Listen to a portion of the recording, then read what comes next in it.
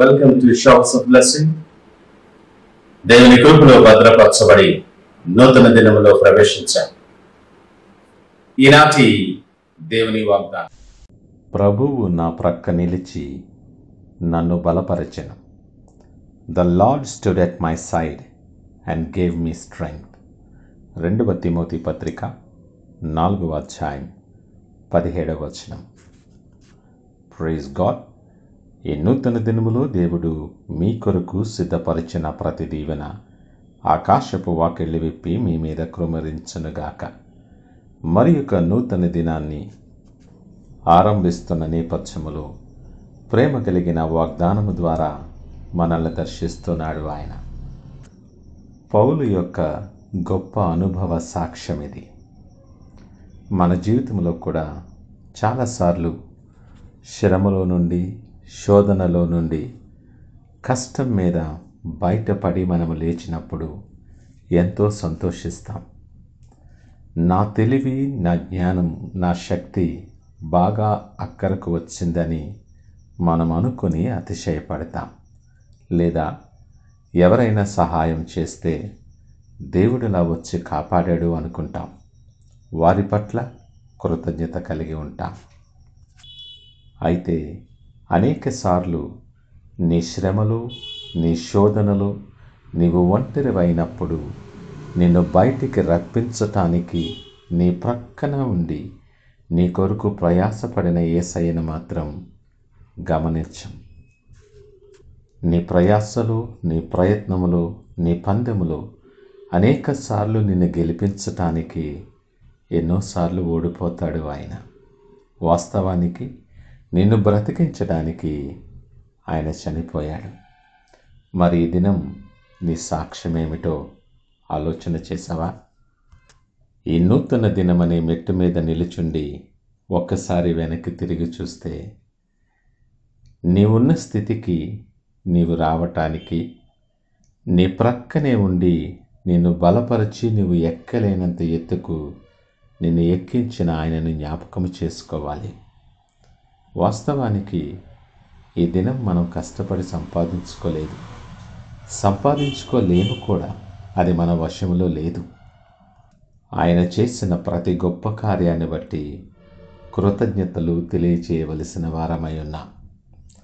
ఆయన దృష్టిలో నీవు నేను ఎంతో శ్రేష్టమైన వారు. ఆయన నిన్ను విడువడు, ఎడబాయడు. నీ ప్రతి పరిస్థితుల్లో కూడా నీ ప్రక్కనే ఉండి నిన్ను ధైర్యపరిచి, ఆదరించి, నిన్ను బలపరిచి ఆ పరిస్థితి నుండి నిన్ను తప్పించి దాటిస్తాడు. నీ ముందున్న ఎలాంటి పరిస్థితి అయినా, నీవు నీ చుట్టూ ఉన్న ఎలాంటి నేపథ్యమైనా కలవరపడకు. నమ్మిక మాత్రం ఉంచు. ఆయన ఆపత్కాలములో నమ్ముకొనదగిన సహాయకుడు. ముదిమి వచ్చు వరకు ఎత్తుకొని దేవుడు ఆయనే అని సూటిగా మాట్లాడుతున్నాడు. ఆయనకు అసాధ్యమైనది ఏమీ లేదు. అరణ్యములో సహితం త్రోవ కలుగు చేయగలిగిన సమర్థుడు ఆయన. నీవు అపాయములో ఇరుక్కుపోయినప్పుడు, నీవు గాఢాంధకారములో ఉండి బయటపడే మార్గము కొరకు అన్వేషిస్తూ ఉన్నప్పుడు భయపడకు. విడువని, ఎడబాయని నిత్యుడైన తండ్రి నీకు తోడుగా నీ ప్రక్కనే ఉండి నడిపిస్తాడు. అయితే నీవు నమ్మిక ఉంచటం ఆవశ్యకం. నమ్మిక మాత్రం ఉంచు. సడలని విశ్వాసముతో నీ జీవితంలోనికి ఆయనను ఈ క్షణమే ఆహ్వానించు. ఆయన అడుగు పెట్టిన వెంటనే నీ పరిస్థితులు మారుతాయి. నీ పరిస్థితులు సరిచేసి నీకు మేలుకరమైన మార్గము తెలియచేసి నిన్ను నడిపించటానికి ఆయన సిద్ధముగా ఉన్నాడు. పౌలు మాట్లాడుతూ, నన్ను బలపరచువాని యందే నేను సమస్తమును చేయగలను అంటున్నాడు. దిగులెందుకు మరి? ఆయన నిన్ను బలపరచువాడు. నీవు ఒంటరి వాడవు కావు సుమా. ఆయన నిత్యము నీతో పాటు ఉన్నాడు. నిన్ను బలపరచటానికి, నిన్ను లేవనెత్తటానికి, నిన్ను నడిపించటానికి, నిన్ను దీవించటానికి నీ చెంతనే ఉన్నాడు ఆయన. అవిశ్వాసముతో కాదు, విశ్వాసముతో, ప్రేమతో ఆయనను ఆహ్వానించు. ఆయన దగ్గరకు వచ్చు వారిని ఎంత మాత్రము త్రోసివేయని దేవుడు. ఈ దినములో ఆయన అనుగ్రహించే ప్రతి ఆశీర్వాదాన్ని స్వతంత్రించుకొనిలాగిన ప్రార్థనాపూర్వకముగా ఈ దినాన్ని ఆరంభిద్దామా? ప్రార్థించుకుందాం. పరిశుద్ధుడు, ప్రేమ నమ్మకమైన మా యేసయ్యా, స్తోత్రాలు, వందనాలు. నేను ఒంటరిని కానని, నా అనానుకూల పరిస్థితుల్లో నీవు మాకు తోడుగా ఉంటావని నీవిచ్చిన ధైర్యాన్ని బట్టి మీకు వందనాలు, స్తోత్రాలు.